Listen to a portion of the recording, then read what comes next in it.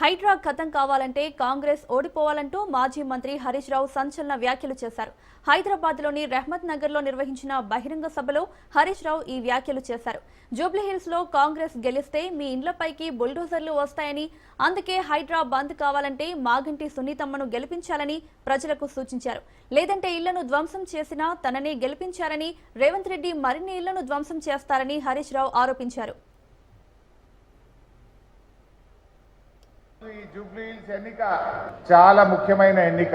అందరూ అనుకోవచ్చు ఇది జూబ్లీహిల్స్ ప్రజలకు మాత్రమే సంబంధించిన ఎన్నిక అని. కానీ ఈ రోజు రాష్ట్ర ప్రజలు, యావత్ తెలంగాణ ప్రజలు జూబ్లీహిల్స్ కార్యకర్తల వైపు, జూబ్లీహిల్స్ ప్రజల వైపు చూస్తా ఉన్నారు.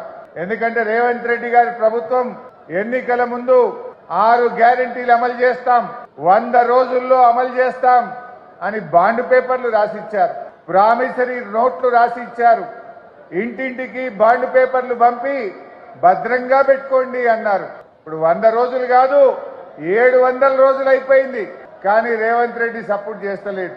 అందుకే రాష్ట్ర ప్రజలు ఏమనుకుంటున్నారు, రేవంత్ రెడ్డికి జూబ్లీహిల్స్ లో సురుకు తలగాలి, కాంగ్రెస్ పార్టీ చిత్తుగా ఓడితే రేవంత్ రెడ్డికి కనునిప్పు కలుగుతుంది అని చెప్పి ఇలా రాష్ట్ర ప్రజలు భావిస్తా ఉన్నారు.